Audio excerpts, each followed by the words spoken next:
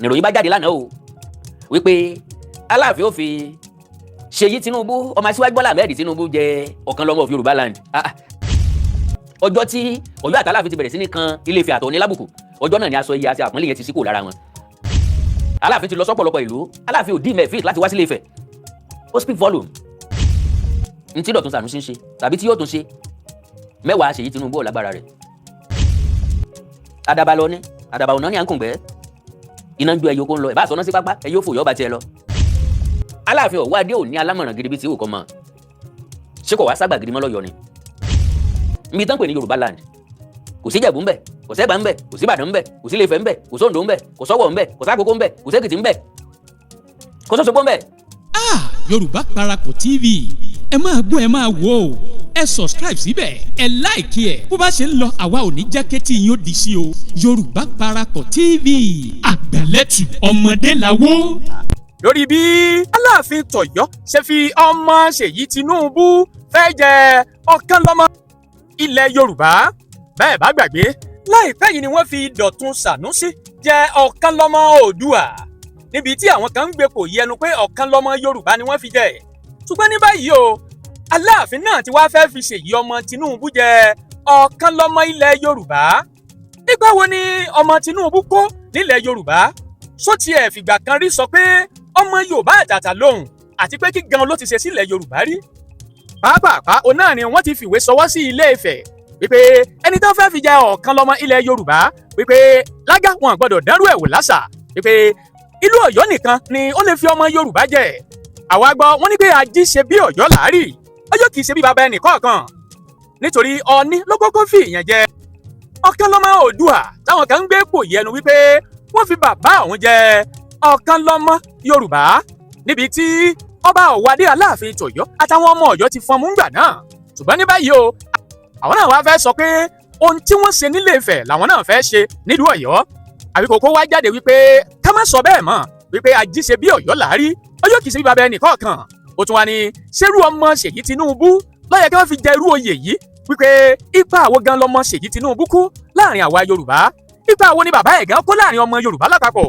Òun ló wá sọ wípé ọmọ Ọ̀yọ́ fẹ́ o ìlú Ọ̀yọ́ kọ̀ Aláàfin fẹ́ Aláàfin kọ̀ wípé orírun gbogbo wa náà ní Ilé-Ifẹ̀ nítorí èyí kí gbogbo ọmọ Ọ̀yọ́ kan gbà fún Ilé-Ifẹ̀ pé Ilé-Ifẹ̀ gan làkọ́kọ́ ají ṣe bí Ilé-Ifẹ̀ láárí Ilé-Ifẹ̀ ò ní ṣe bí baba ẹnì kọ̀ọ̀kan.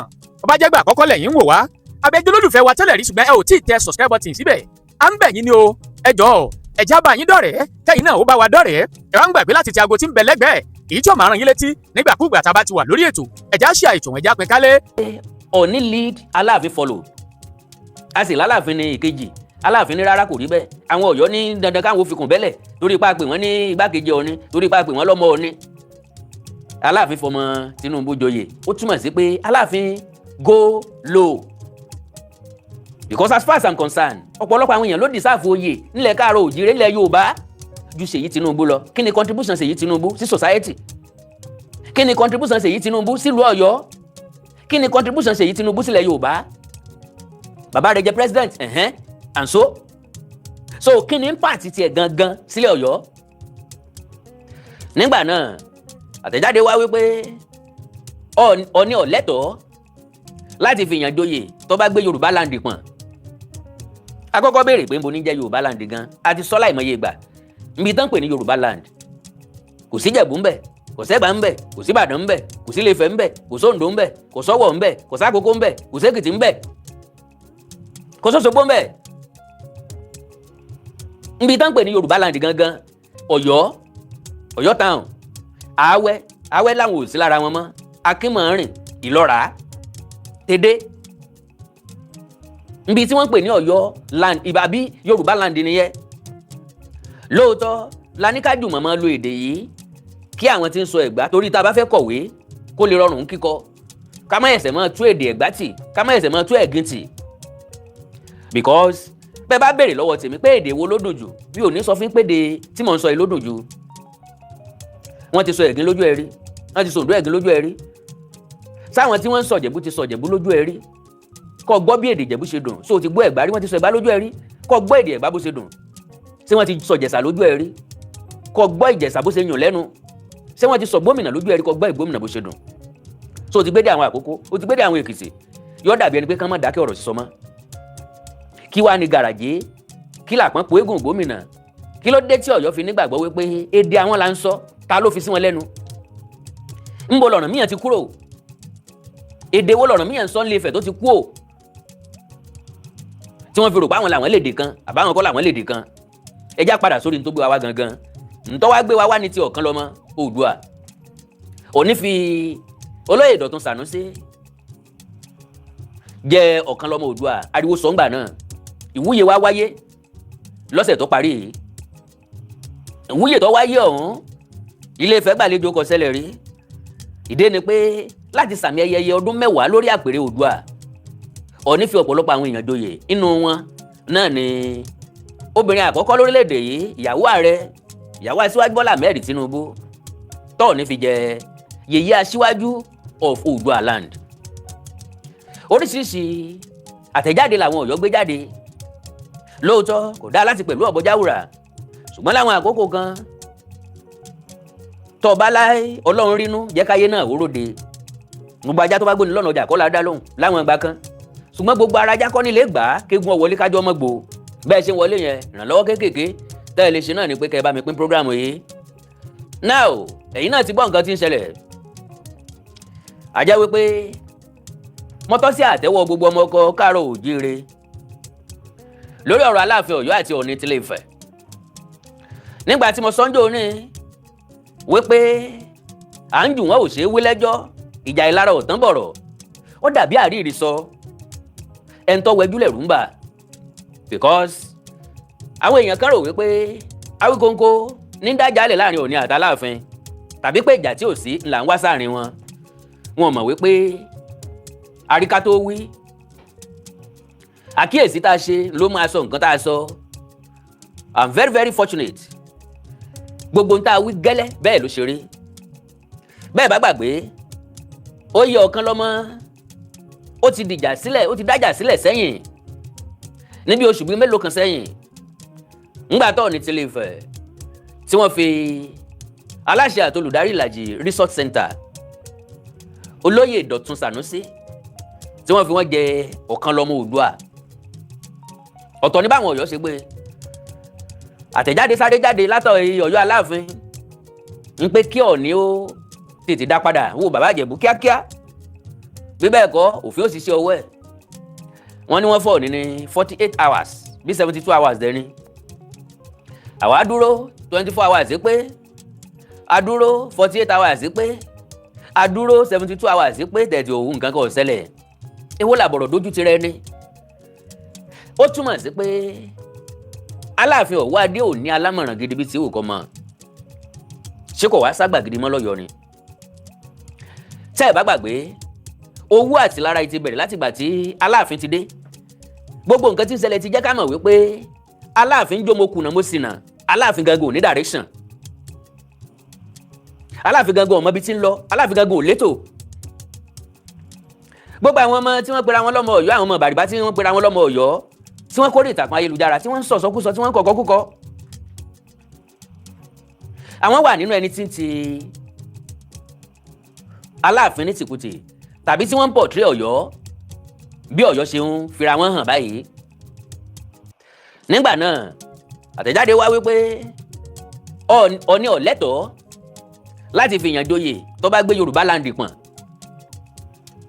now ẹ jọ̀ọ́ ẹ̀yin tẹ́ wà lórí YouTube torí ọ̀rẹ́ àgbẹ̀ network yẹn ṣe bákan ẹ bá mi like ẹ bá mi love program yìí ṣé ẹ gbàgbé pa àwọn ọ̀tá ń bẹ ńlẹ̀ àwọn náà máa gbìyànjú ká máa rí tó ṣe so mi ìbá tí mo wá sọ̀rọ̀ tó le lénìí ṣùgbọ́n tí ń jáde látọ̀yọ́ ló prompt mi lóòótọ́ Aláàfin lè mọ̀ nípa nǹkan táwọn èèyàn ń kọ gẹ́gẹ́ bí Ọọ̀ni ò ṣe mọ̀ nípa nǹkan táwọn èèyàn ń sọ táwa kan ń sọ tó jẹ́ wípé naturally ńlá ń dìfẹ́ǹdì àpèrè Oòduà táwọn Ọ̀yọ́ fẹ́ sọ di yẹpẹrẹ ńgbà tí Ọọ̀ni ti fi olóyè Dọ̀tun Sànúsí jẹ Ọ̀kánlọ́mọ Oòduà tán sì ti wá ṣèwúyè nìròyìn bá jáde lánàá o wípé Aláàfin ó fi Seyi Tinubu ọmọ aṣíwájú Bọ́lá Ahmed Tinubu jẹ Ọ̀kánlọ́mọ of Yorùbá land kárìn kápọ̀ yíyẹni ìbéèrè tẹ́mi kọ́kọ́ ń béèrè ni pé for how long ni Aláàfin Ọ̀wọ́ Adé ti ń plan ẹ̀? Ṣé immediately tọrọ wípé kán má fi ẹnìkan jẹ orúkọ oyè Yorùbá land ni làwọn náà ti sáré lọ pick? Ìyẹn túmọ̀ sí pé ṣùgbọ́n gbogbo ń tọ̀ ní ṣe l'Aláàfin ṣe. Aláàfin gangan ò ní direction. B'Aláàfin bá ní direction ó yẹ kó jáde in a unique way fúnra lára ẹ̀. To the best of my understanding, ká ní Aláàfin ní alámọ̀ràn gidi ni this same Dọ̀tun Sànúsí, olóyè Dọ̀tun Sànúsí, ọwọ́ tí oyè káàkiri ilẹ̀ Yorùbá àchífà náà láyé fi joyè, kò sẹ́ni tí fàbèsè joyè. Ẹ gbọ́ ni olówó ló lóyè, olówó ló lóyè, kò sẹ́ni tí ó fòyè lọ́ọ́ máa bèṣe, kò sẹ́ni tí fòyè lọ́ọ́ máa bèṣe. Olówó ni wọ́n fi joyè. Olóyè Dọ̀tun Sànúsí Aláàfin lè fi jẹ oyè míì yàtọ̀ sí Ọ̀kanlọ́mọ. So láti wá lọ mú Seyi Tinubu wá fẹ́ fi kanta Dọ̀tun Sànúsí àbí láti wá fi kanta Ọọ̀ni tilé Ifẹ̀ tó wà childish. B'Aláàfin bá fẹ́ fi yàn joyè kò jẹ́ kó jẹ́ ní yàjòyàjò báyìí. Ọọ̀ni lead, Aláàfin follow. A sì l'Aláàfin ní ìkejì, Aláàfin ní rárá kò rí bẹ́ẹ̀. Àwọn Ọ̀yọ́ ní dandan káwọn fi kùn bẹ́lẹ̀ torí ipá pè wọ́n ní igbákejì Ọọ̀ni, torí ipá pè wọ́n lọ́mọ Ọọ̀ni, torí ipá ní kò sí bọ́mọ ó ṣe dàgbà títí tí ó ju bàbá ẹ̀ lọ. Wọ́n ní àfòkánìṣó t'Aláàfin bá fẹ́ tàbí t'Ọ̀yọ́ gangan bá fẹ́ ká gbà wípé àwọn òjòwú Ọọ̀ni tàbí kìí ṣe nǹkan t'Ọọ̀ni ti ṣe ńlá wọn ń tẹ̀lé tàbí ńlá wọn ń ṣe. Ojú ọ̀nà t'Ọọ̀ni bá ti gbẹ́sẹ̀ kúrò làwọn ẹ̀sẹ̀ ń gbẹ́sẹ̀ sí. Backslider will always remain at the back because ó yẹ kí ẹ̀dá ó ní ètò tiẹ̀ kó wà unique. Oríṣiríṣi àwọn èèyàn ló ń ṣètò lórí ìtàkùn ayélujára. Mo jókòó mo wò ó bóò ni tọ̀dọ̀ mi ó ṣe yàtọ̀ níwọ̀n bá díẹ̀. À ń bọ̀sìnbọ̀sìn odidi ọba kí wá sọba lásán, Aláàfin tilẹ̀ Ọ̀yọ́. Gbogbo ìran káàárọ̀ oòjíire a ní ọ̀wọ̀ àtàpọ́nlé tọ́pọ̀ fún Ọ̀yọ́ àti Aláàfin. Ọjọ́ tí Ọ̀yọ́ àti Aláàfin ti bẹ̀rẹ̀ sí ní kan Ilé Ifẹ̀ àtọ̀ọ̀ni lábùkù, ọjọ́ náà ni aṣọ iye àti àpọ́nlé yẹn ti sí kò lára wọn. Now listen, àwọn sọ pé kí wọ́n má fi Seyi Tinubu jẹ Ọ̀kanlọ́mọ. Àbá pé ní Yorùbá land àwa mọ̀ wípé Ọ̀kanlọ́mọ Ọ̀yọ́ ni, and this is the high time. Àsìkò gangan leléyìí tó jẹ́ pé oyè tán bá fìyàn jẹ lọ́yọ̀ọ́ a ní recognize ẹ̀ ní gbogbo ilẹ̀ káàárọ̀ oòjíire mọ́. Starting from Máyégún tí wọ́n fi Wàsíù Àyìndé jẹ́njọ́ ní kì í ṣe Máyégún of Yorùbá land, a recognize ẹ̀ nífẹ̀. Oǹdó ò recognize ẹ̀, kò sí nǹkan tó kàn wọ́n lẹ́kìtì. Ìjẹ̀bú lè recognize ẹ̀ torí pé Ìjẹ̀bú ló ti wá, kò sí nǹkan tó kàn gbá ń pa oyè tí Aláàfin fìyàn jẹ. Bó bá wá fi Seyi Tinubu jẹ Ọ̀kanlọ́mọ irúnmọlẹ̀ kókó l'Ọ̀kanlọ́mọ Yorùbá land, kò sí nǹkan tó kàn wá, a recognize ẹ̀ nílẹ̀ káàárọ̀ oòjíire. Ilẹ̀ Yorùbá ìlú méje, ìlú márùn-ún, ìlú mẹ́fà péré náà ti recognize ẹ̀. So Seyi Tinubu a ní ọ̀wọ̀ àtàpọ́nlé fún gẹ́gẹ́ bí ọmọ ààrẹ. Oyè ọmọ rí o Seyi Tinubu àbúrò mi dáadáa torí ẹ máa ń jẹ lábẹ́ Sálí ni ọmọ gbé Sálí ń sílé nítọ́jú orí ọdún 10 gédéǹgbé kì í ṣe kékeré ní ọdún. So lóòótọ́ ipò làgbà ìbànújẹ́ lọ́jọ́ orí ṣùgbọ́n aguda ọjẹ́ lábẹ́ Gẹ̀ẹ́sì. Iṣẹ́ ọwọ́ kálukú ń jẹ ó sì tó kálukú jẹ, Ọlọ́run fi bí pẹ́ nìkan. So akí kú oríire tó yè tuntun t'Aláàfin fẹ́ fi jẹ. Ìyẹn nìkan kọ́ l'Aláàfin ó fi joyè, wọ́n pọ̀ t'Aláàfin ó fi joyè. Tá a bá ń sọ̀rọ̀ nípa Dọ̀tun Sànúsí nílé iṣẹ́ nílẹ̀ Ìbàdàn nípínlẹ̀ Ọ̀yọ́ tọ́pọ̀lọpọ̀ àwọn èèyàn ń jàǹfààní ẹ̀ tí wọ́n ń jẹun bẹ̀. Ó ní impact fún ọ̀pọ̀lọpọ̀ èèyàn. So Ọ̀gbẹ́ni Adédayọ̀ Victor yìí when it is your turn, abandon the Yoruba land title that is acknowledged by other tribes and nations globally. Ta ní tàn yín, ta ló recognize ẹ̀. Ẹ mọ̀ wípé gí súnmọ́ gí lọ́bọ́ fi ń yọ̀. Àwa ìlú tó kù la gbé lárugẹ ńlá fi ń respect oyè Ààrẹ Ọ̀nà Kakanfò tẹ́lẹ̀. Now oyè Ààrẹ Ọ̀nà Kakanfò is title of Ọ̀yọ́. Ẹ̀yin lẹ fi ń jẹ́ Ààrẹ Ọ̀nà Kakanfò of Ọ̀yọ́ ni, Máyégún of Ọ̀yọ́ ni. So eléyìí náà Ọ̀kanlọ́mọ of Yorùbá land yín of Ọ̀yọ́ ni. So that is acknowledged by other tribes and nations globally and take on an irrelevant Oòduà title that they distribute like condoms in Ilé Ifẹ̀. Can you imagine that?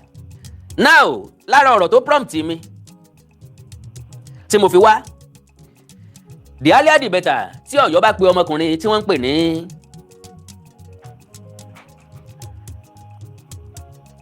ń pè ní Adédayọ̀ Victor yìí, àwọn kan sọ wípé ọmọ Ìgbò ni, okay? Now ọmọkùnrin yìí lọ́kọ̀ nǹkan sórí ìtàkùn ayélujára tó prompt mi gan láti wá ṣètò lónìí. wọ́n fi yàn joyè mo lè wá likely kí n kàn wá sọ̀rọ̀ pé ok o bàbá wa Aláàfin o àwọn náà fẹ́ fi ọmọ Ṣèyí ọmọ Tinubu jẹ Ọ̀kanlọ́mọ Yorùbá land ńgbà tó ní fi Aláàfin fọmọ Tinubu joyè ó túmọ̀ sí pé Aláàfin go low because as far as I'm concerned ọ̀pọ̀lọpọ̀ àwọn èèyàn ló deserve oyè nílẹ̀ káàárọ̀ òjìrè nílẹ̀ Yorùbá ju Ṣèyí Tinubu lọ kí ni contribution Ṣèyí Tinubu sí society kí ni contribution Ṣèyí Tinubu sílùú Ọ̀yọ́ kí ni contribution Ṣèyí Tinubu sílẹ̀ Yorùbá bàbá rẹ̀ jẹ́ president and so kí ni impact tiẹ̀ gangan sílẹ̀ Ọ̀yọ́ tá a bá ń sọ̀rọ̀ nípa Dọ̀tun Sànúsí nílé iṣẹ́ nílẹ̀ Ìbàdàn nípínlẹ̀ Ọ̀yọ́ tọ́pọ̀lọpọ̀ àwọn èèyàn ń jàǹfààní ẹ̀ tí wọ́n ń jẹun bẹ̀ ó ní impact fún ọ̀pọ̀lọpọ̀ èèyàn láìsí ẹ mọ̀ wípé gí súnmọ́ gí lọ̀bọ́ fi ń yọ̀ àwa ìlú tó kù la gbé lárugẹ ńlá fi ń respect oyè Ààrẹ Ọ̀nà Kakanfò tẹ́lẹ̀ now oyè Ààrẹ Ọ̀nà Kakanfò is tied to of Ọ̀yọ́ ẹ̀yin lẹ fi ń jẹ́ Ààrẹ Ọ̀nà Kakanfò of Ọ̀yọ́ ni Máyégún of Ọ̀yọ́ ni so eléyìí náà Ọ̀kanlọ́mọ of Yorùbá land yín of Ọ̀yọ́ ni sẹ́wọ̀n pé tọmọ ọba ti lóbi ọmọ ọjọ́ mokùnà mọ́sìnà Yorùbá ní ọmọ òlóǹbáwí ọmọ ńlá ó ṣèdè wọn lábẹ́rẹ́ tó bá lókun dì ló ṣe é wá àwọn abẹ́rẹ́ kan wà tí ò lókun dì irú wọn ni wọ́n máa ń hùwà kí ni ó ṣẹlẹ̀ ta ni ó mú mi gan kò sí nǹkan tó ní kọ́ mọ́ sọ̀rọ̀ nípa pé wọ́n fi ìyànjọ kan lọ́mọ Yorùbá land o wáyé sọ̀rọ̀ nípa Ilé Ifẹ̀ congratulations again Ṣèyí Tinubu the incoming Ọ̀kanlọ́mọ of all Yorùbá land stop deceiving yourself Ọ̀yọ́ is the only Yorùbá land as far as we are concerned so now ẹnìkan tó wá sọ̀rọ̀ gidi wá sọ̀rọ̀ ó ní I think it is high time this handler stop this battle it doesn't speak or portray us well as ọmọlúwàbí that we are now either Yorùbá or Oòduà we should not forget that we are the same thing o be it Alaafin or Ọọ̀ni they both have something in common with Odùduwà we need to learn how to live together in peace as ọmọ káàárọ̀ òjíire we are all ọmọ káàárọ̀ òjíire bí níwọ̀n bá àgbàtẹ́ ti choose pẹ́yìn ní Yorùbá land ọmọ ò ní dàgbà títí àbí kò ní dàgbà títí kọ́ lọ́jọ́ orí òun ju ti bàbá òun lọ bẹ́ẹ̀ ta kìtì forí gúnlẹ̀ nígbà gba ọmọlẹ́jẹ́ sí Ilé Ifẹ̀ àyàfi tẹ́ bá sọ fún wa pé Ọ̀yọ́ ti wà síwájú Ilé Ifẹ̀ ẹ prove ẹ̀ ṣùgbọ́n tó bá jẹ́ wípé Ọ̀rànmíyàn Ilé Ifẹ̀ ló ti kú o 1,000 times 10,000 times 1 million times ọmọ lẹ́jẹ́ sí Ilé Ifẹ̀ majority yín gan yìí tún wá sọ ọmọ Ilé Ifẹ̀ Ìbàrìbá Tápà Bọ̀gú Málì ńlá àwọn ìran baba ńlá baba yín ti wá ńlọ́jẹ́ kọ́pọ̀lọpọ̀ ọmọ wà bí ọmọ àlè láàrin yín because mi rí bi tí ọmọ tí mo bá bàbá ẹ̀ dùyàwó tàbí bi tí ọmọ tí mo wo bàbá ẹ̀ lágbọ̀njẹ̀ ní lágbọ̀ndò àbí láwùjẹ̀ tí ọmọ pé bá mi mo jù yín lọ tí ìbá ṣe kinní gan mo fẹ́ lè pé mi mo bí does that make any sense so wọ́n ní we need to learn how to live together in peace as ọmọ káàárọ̀ òjíire bí one cannot separate Yorùbá from Odùduwà and the same way one cannot separate Odùduwà from Yorùbá the ongoing banter hasn't benefited anyone in this country. The page handler just have to stop this battle and let peace reign. Kò lè stop ẹ because ajá tí ọ̀sán ò ní gbọ́ fèrè àkísà rẹ̀ ti dágbére àkìtàn ìgbà abẹ́rẹ́ ò lè dá dúró. Ẹ má sọ pé kó stop ẹ jẹ́ kó continue o kí ó máa kó ẹrẹ̀ àrífín bá Ọ̀yọ́ àti Aláàfin. Pàlọ́wọ́ náà àtẹ̀jáde wá látọ̀dọ̀ Ọ̀kanlọ́mọ Oòduà ń wò mú wá o bákan náà ní àtẹ̀jáde wá láti Ilé Ifẹ̀ ìwọ ní àkọ́kọ́ yẹ̀ wò ń bẹ̀ ẹ̀já àkọ́kọ́ yẹ Ọ̀kanlọ́mọ Oòduà ká àkọ́kọ́ yẹ̀ wò wọ́n release press release so now Ọ̀kanlọ́mọ Oòduà prioritizes Yoruba unity impact and cultural preservation over controversies. The office of the Okanlomo Oòduà wishes to clarify its position regarding recent public discussions and media reports surrounding the conferment of the title Okanlomo of Yoruba land on Mr. Seyi Tinubu by the Alaafin of Oyo. Chief Engineer Jubril Dọ̀tun Sànúsí, the Okanlomo Oòduà is a firm believer in purposeful leadership, cultural preservation, and meaningful impact. He is not inclined to join issues, debates, or controversies surrounding titles, personalities, or inter-traditional discourse. Ẹ gbàgbé, ńgbà tọ́rọ̀ yìí bẹ̀rẹ̀ mo sọ nǹkan kan. Mo nígbà tí chapter yìí bá fi máa close, ìwọ̀nba iyì péréte tó kù lára Aláàfin, ìwọ̀nba àpọ́nlé díẹ̀ tá a sì ń fún wọn kò ní pẹ́ kúrò. oríṣiríṣi nǹkan ló ti ṣẹlẹ̀. Aláàfin ti lọ sọ́pọ̀lọpọ̀ ìlú. Aláàfin ò dí mẹ́ fit láti wá sílé Ifẹ̀. Ó speak volume. So Aláàfin fi ìyàwó Tinubu joyè. Olúbàdàn bẹ́ńbẹ̀ tìdùnnú tẹ̀rín Ṣọ̀ún Ògbómọ̀ṣọ́ bẹ́ńbẹ̀ tìdùnnú tẹ̀rín. Aláàfin ò dí mẹ́ fit láti yọjú bẹ́ẹ̀. So ìdúró táwọn wá dúró ní ìdúró wípé èmi náà jẹ tèmi tí ẹ lọ jẹun. Àwọn èèyàn kan ní bàbá broke ni kò sí wàhálà o. Invitation rí ngbà tán ní chieftaincy installation of Barrister Olúwaṣèyí Abíọ́dún Tinubu Okanlomo of Yoruba land, Senator Abdulaziz Abdulkadir Yari Ọbalóyin of Yoruba land. Ọ̀dà Ọlọ́run ràn wá lọ́wọ́. Date 21st December 2025. So Ọlọ́run ràn wá lọ́wọ́. Now the Okanlomo Oòduà remains focused on his core mandate, the preservation, promotion and advancement of Yoruba culture, values, unity and socio-economic development across generations and borders. Similarly, His Imperial Majesty Ọba Adéyẹyẹ Ògúnwùsì Ọjájá II, the Ọọ̀ni of Ife, continues to demonstrate uncommon statesmanship by prioritizing the stability, cohesion and collective progress of the Yoruba race rather than engaging in divisive narratives. Chief Jubril Dọ̀tun Sanusi is, above all, a gentleman, bridge builder, and cultural custodian whose philosophy is anchored on the Ọmọlúàbí ethos, dialogue over discord, impact over noise, and legacy over monetary relevance. Tẹ́lẹ̀ tó túmọ̀ sí wípé gbogbo tí ń yọ Ọ̀yọ́ lẹ́nu lélẹ́yìí, Ọ̀yọ́ prefer discord over dialogue. Wọ́n prefer noise over impact. Wọ́n prefer monetary relevance over legacy. Because tí ó bá jẹ́ bẹ́ẹ̀, kí ni ṣe tálàfin ọ̀wá ní sùúrù kí wọ́n jẹ́ kélé kúregbé kí wọ́n fẹ́ lòmíì jẹ oyè míì not Ọ̀kanlọ́mọ. Àbọ̀ Ọ̀kanlọ́mọ nìkan lórúkọ oyè tí ń bẹ ńlẹ̀ ni. Dọ̀sí mi ìgbé tí wọ́n bá ti wájú Ọ̀kanlọ́mọ nísìn wọn lè jọ Ọ̀kanlọ́mọ lọ́jọ́ wájú àbí wọn lè jóyè míì. Ta ní ń bá láàfin gbìmọ̀ràn papọ̀? Àwọn ìwo ní ń tẹ̀lé lọ́ba, ta ni PA, ta ni special adviser? Àwọn ìwo ní wọ̀yẹ̀ wo ọba, irú ìmọ̀ràn wo lẹ̀ ń fún wọn? Ìmọ̀ràn tí ó yẹ̀yẹ́ wọn ni àbẹ́lẹ̀ tí ó pọn wọn lé, kí wá làpọ́nlé tí ń bẹ́nu ilé. Ọ̀ní fìyàn joyè. The same orúkọ tó Ọ̀ní wá lò lẹ́yìn náà wá lò. Ọ̀ní wà focused, Ọ̀ní wà determined, Ọ̀ní ní dreams, Ọ̀ní ní vision. Gbogbo tó Ọ̀ní ṣe pátápátá ló ti wà létò ètò, and that is the reason why tó fi ń progress every day, and that is the reason why tó fi jẹ́ àárín àjàgbáyé ń tàrín àjàgbáyé ń tàrá. Ibikíbi tó Ọ̀ní bá dé ọ̀ ń gbáyé ni kò fowó rà pọ́nlé. Tẹ̀tẹ̀ òpópó ti lómi nínú tẹ́lẹ̀ kójò tó dé, àtọ́ba tẹ́lẹ̀ kó tó wá dádé ni. So àwọn ọba kan bẹ́ẹ̀ lẹ̀ Yorùbá tó jẹ́ pé owó oyè ni làwọn fi ń jẹun ni wọ́n fi boost ego wọn, kò sí nǹkan kan lẹ̀ wọn ò sì bá nǹkan kan lẹ̀. Àwa náà sáré innovate ààfin àtààfin ṣe, àwa náà ní ìdí owó. So dandan ni ká fi yàn joyè. Òṣìṣẹ́ ni tá lè fi joyè ṣùgbọ́n sóyè tán lẹ̀ ni ṣé Ọ̀kanlọ́mọ nìkan ní bẹ́ẹ̀ lẹ̀. Meanwhile ńgbà tálàfin tó yan Ààrẹ Ọ̀nà Kakanfò, Ọọ̀ni ọba Ọkùn Adésíjú Adé ò torí ẹ̀yàn Ààrẹ Ọ̀nà Kakanfò. Ńgbà tí wọ́n fi Wàsíù Àyìndé jẹ Máyégún, Ọọ̀ni ò torí ẹ̀fẹ́ nìkan kan jẹ Máyégún. So he believes that Yoruba greatness is best sustained through unity. Asin ló dé lòórùn dé o. Ọ̀yọ́ ló dé gbogbo ẹ̀fọn káwọ́, ọba ni wọ́n jẹ ní gbogbo ẹ̀ dàrú. Ọba wọn jẹ́ ńlẹ̀fẹ̀ nílẹ̀fẹ̀ bẹ̀rẹ̀ sí tòrò, ló bẹ̀rẹ̀ sí ní dàgbàsókè. Ọ̀jájá University ti bẹ̀rẹ̀. Ọ̀jájá mall káàkiri, resort ó ń bẹ ńlẹ̀, gbogbo Ilé-Ifẹ̀ ti develop. Immediately tó Ọọ̀ni Adéyẹyẹ ní Tògó síjọba. Wá wo Ilé-Ifẹ̀, tó bá wo Ilé-Ifẹ̀ lọ́dún 20 ọdún sẹ́yìn, wá wo nísìn láàrin ọdún 10. Development. Àwọn tí wọ́n joyè ní Ilé-Ifẹ̀ wọ́n mọ̀ pé oyè ńlá làwọn jẹ. Ẹ ń bá joyè lọ́yọ̀ọ́ ní ìsìn oyè Ọ̀yọ́ ló jẹ.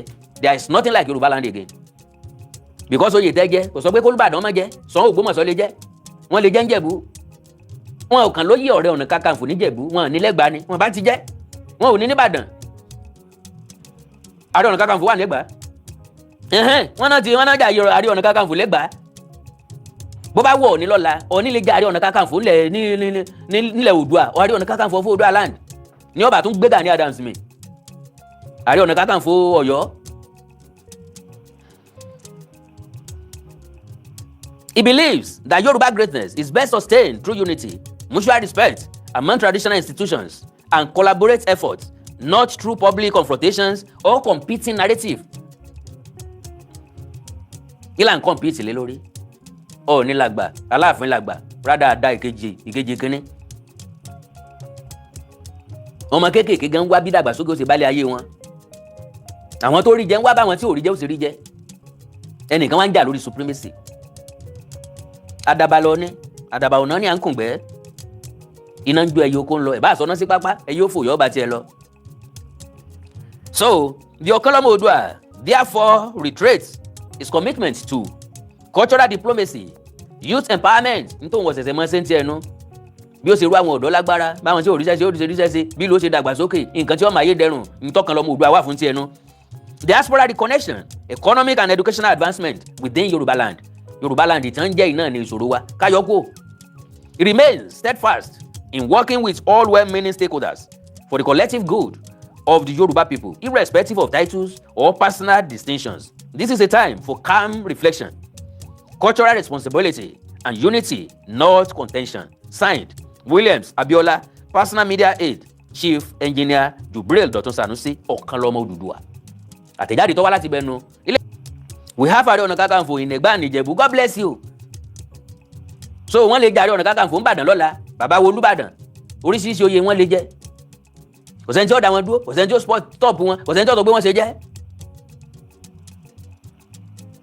Nígbà tí Aláàfin fìyàn joyè ń jò ní certificate tarí ó ti ẹ̀dùn mí tí n ò ṣètò lórí ẹ̀. Wọ́n lọ kó permanent chairman Ọ̀yọ́ State Traditional Council, traditional ruler. Àwọn kọ́ fẹ́ fàyàn yọ pé ń jò lẹ́ di permanent chairman. Ìtàn adìẹ ti di pínpín. Ẹ̀yin àti Olúbàdàn àti Ṣàngó Ògbómọ̀ṣọ́ lẹ́jọ́ máa pín. Ṣé ẹ gbọ́ sà, kò sí nǹkan tẹ́nìkan fẹ́ fi supremacy ṣe, gbogbo wa mọ̀ wípé Ilé-Ifẹ̀ láti lọ.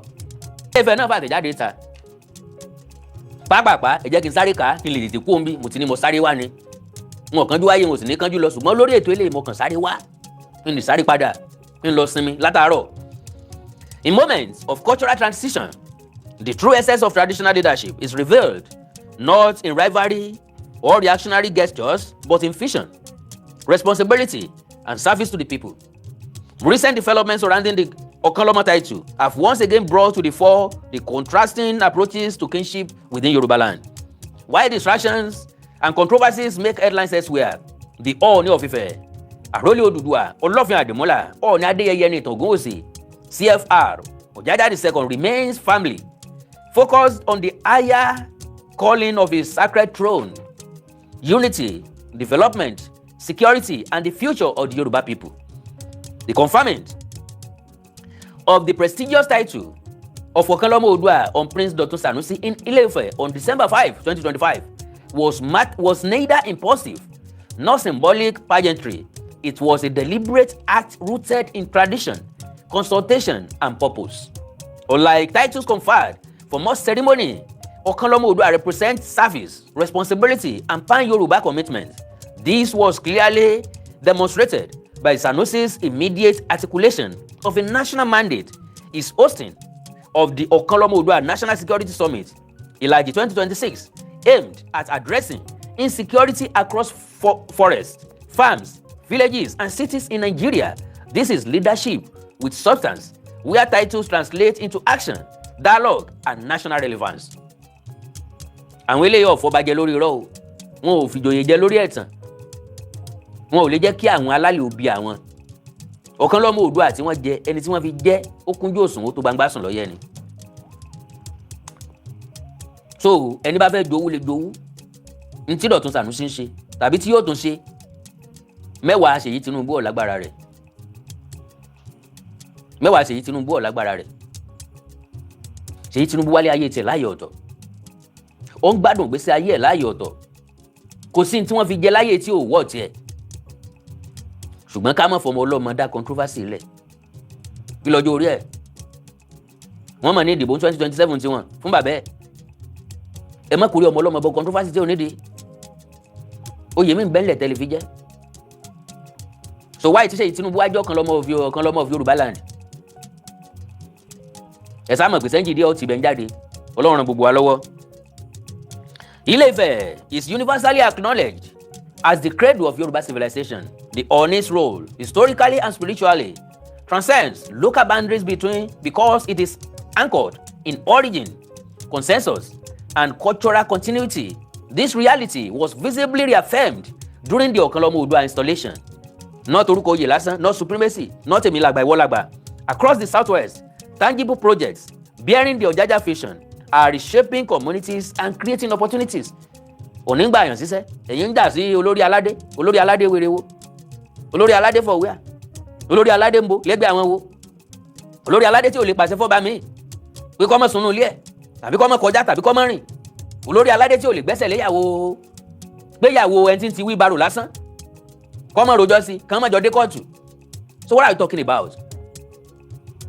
Àwọn aláṣọ pípọ́n bí aṣọ àparò, aláṣọ pupa, mọ́ńbé táwọn náà fẹ́ máa kọ́fà Aláàfin kó tó jókòó, yẹ̀yẹ́ ò jẹ́ kí wọ́n lè ṣe ńgbà tí ó wà natural.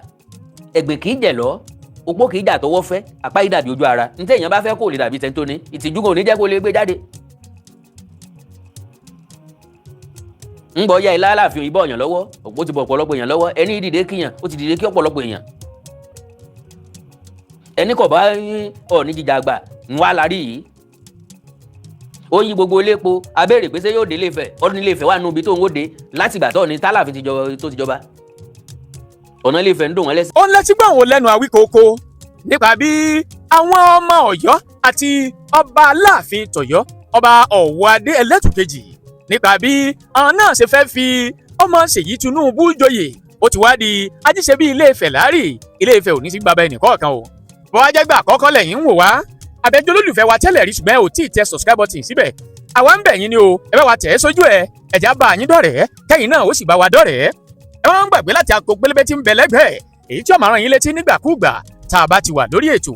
Búburú kan ò ní ṣe yín, kò ní ṣe wá, ẹ̀já ṣíà ètò ọ̀hún. Kò wá ní jù bẹ́ẹ̀ lọ táàrí bí lábalábá bí tá a wà yìí, a ó tún pàdé lọ́jọ́ míì ọjọ́ rẹ ni o. Búburú kan ò ní ṣe yín, kò ní ṣe wá, ire o, ire kàbìtì. Yorùbá Parapọ̀ TV, ẹ máa gbọ́ ẹ máa wò ó, ẹ subscribe síbẹ̀, ẹ láìkí ẹ̀, bó bá ṣe ń lọ àwa ò ní jẹ́ kétí yín ó di sí o. Yorùbá Parapọ̀ TV, àgbàlẹ́tù ọmọdé làwó.